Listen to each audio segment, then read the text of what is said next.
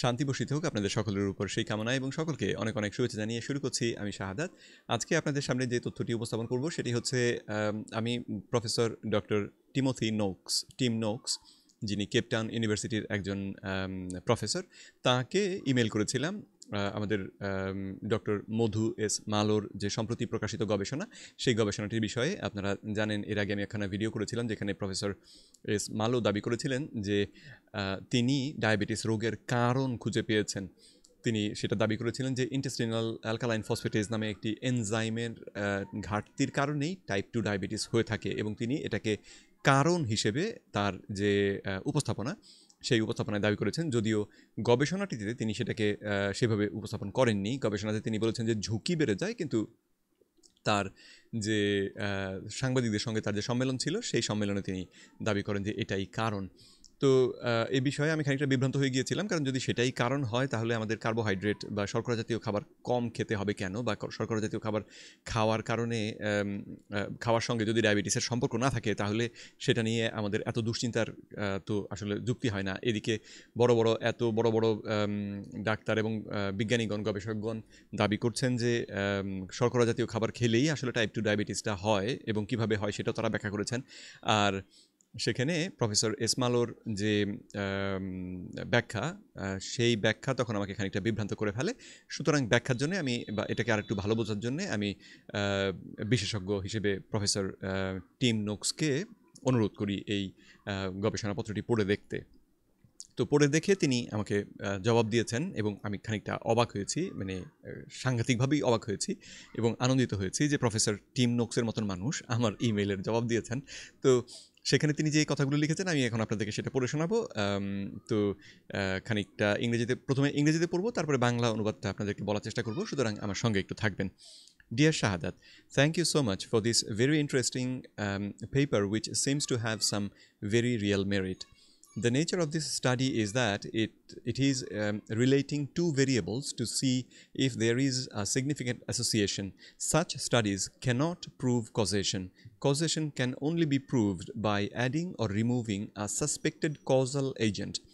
If the disease appears or disappears with the manipulation only of that single variable, then that is the cause. When considering whether or not an associational relationship is likely to be causal, one considers the risk ratio or hazard ratio. If the value is above 2, then there is an increasing possibility that the relationship is indeed causal.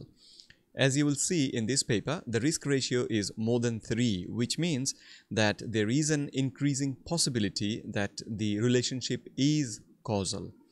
However, it is highly improbable that this factor acts by itself.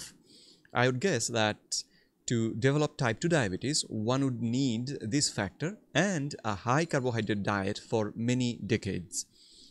So what this study probably shows is that if you have this deficiency, then you are at increased risk of developing diabetes if you eat a high carbohydrate diet.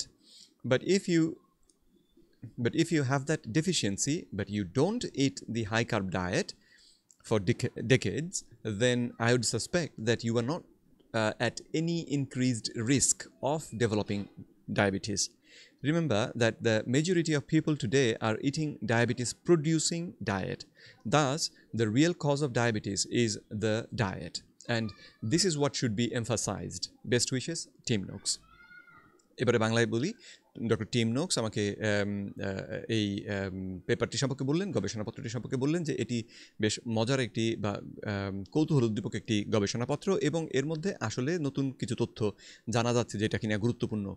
তবে এটা যেই ধরনের গবেষণা যেখানে দুটো জিনিসের পরিবর্তন একসঙ্গে করা হয়েছে, একটা হচ্ছে আইএপিডি, আরেকটা হচ্ছে যে কার্বোহাইড্রেট কতটা কে খায়।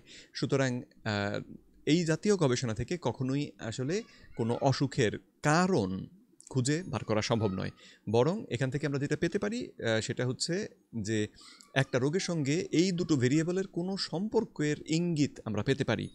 কারণ যদি কোথাও কোনো রোগের বের করতে হয় তাহলে শুধুমাত্র মানে গবেষণাটাই হতে হবে এমন যেখানে আমরা শুধুমাত্র ওই কারণ যেই বিষয়টিকে আমরা কারণ হিসেবে ধরছি সেটিকে বাড়ালে বা কমালে রোগ বাড়বে বা কমবে বা উল্টোটা হবে।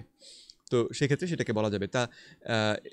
এই গবেষণাটিতে তিনি পরবর্তী ব্যাখ্যা যেটা করলেন সেটা হচ্ছে যে যদি এইরকম গবেষণা থেকে আমরা কোনো কারণ খুঁজে বার করতে চাই বা কারণের সংকেত পেতে চাই তাহলে রিস্ক রেশিও বা হ্যাজার্ড রেশিওটাকে গুরুত্ব দিয়ে ভাবতে হবে। হ্যাজার্ড রেশিও যদি 2-এর বেশি হয় তখন সেটা ইঙ্গিত করে যে এই যেই বিষয়টাকে আমরা কারণ হিসেবে ভাবছি সেটির কারণ হবার সম্ভাবনা আছে।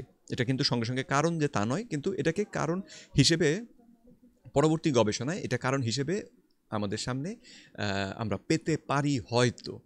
তো তারপরে তিনি বললেন যে তবে এটা প্রায় এটা আসলে সম্ভব না, বা সম্ভব না বলা হয়তো ঠিক হবে না, এটা হওয়া খুবই এটা হওয়ার সম্ভাবনা আসলে খুবই কম যে একটা লোক বা যে এই যে আইএপি যে এনজাইমটি সেটির ঘাটতি হলেই আমাদের ডায়াবেটিস হয়ে যাবে, এই রকমটা হওয়ার সম্ভাবনা খুবই কম। কেননা আইএপি ডেফিসিয়েন্সি থাকার পরেও যদি কেউ কার্বোহাইড্রেট না খায়, যদি লো কার্বোহাইড্রেট জাতীয় খাদ্য অভ্যাস করে, তাহলে প্রফেসর টিম নোক্স বলছেন যে তাহলে তার ডায়াবেটিস হবার কারণ বা সম্ভাবনা আমি আর বা ঝুঁকি আর বাড়বে এটা আমার তিনি মনে করেননি। তো আর হ্যাঁ, কথাটাকে ওইভাবে তিনি বললেন যে যদি কেউ বেশি কার্বোহাইড্রেট খায় তাহলেই তার টাইপ 2 ডায়াবেটিস হবার সম্ভাবনা বাড়ে, আর সেই সঙ্গে যদি তার আইএপি ডেফিসিয়েন্সি থাকে তাহলে দুটো মিলিয়ে হয়তো তার ঝুঁকিটা বেড়ে যায়। কিন্তু আইএপি ডেফিসিয়েন্সি থাকার পরেও যদি কেউ কার্বোহাইড্রেট জাতীয় খাবার না খায় তাহলে তার টাইপ 2 ডায়াবেটিস হবার কথা না। তো তাই তিনি দাবি করেছেন যে টাইপ 2 ডায়াবেটিস রোগের ক্ষেত্রে সেজন্যে আমাদের কার্বোহাইড্রেট খাওয়ার বিষয়টাকেই বেশি গুরুত্ব দেওয়া উচিত। কারণ বর্তমান পৃথিবীতে আমরা যে খাদ্য অভ্যাসে অভ্যস্ত হয়ে আছি, সবাই যেটাকে খাচ্ছি এবং আমাদের পুষ্টিবিদরা এবং ডাক্তাররা যেই খাদ্য অভ্যাস আমাদেরকে করতে বলছেন সেটা আসলে ডায়াবেটিস উৎপাদনকারী ডায়েট হিসেবে তিনি দাবি করেছেন। তিনি বলেছেন এটা ডায়াবেটিস প্রোডিউসিং ডায়েট। তো তারপরে তিনি শুভেচ্ছা জানিয়ে তার ইমেলটি শেষ করেছেন। তো আশা করছি বুঝতে পারছেন যে যারা আইএপিডি তে ভুগছেন, যদি কারো আইএপি ডেফিসিয়েন্সি থাকে তাদের সঙ্গে সঙ্গে ভয় পাওয়ার কিছু নেই।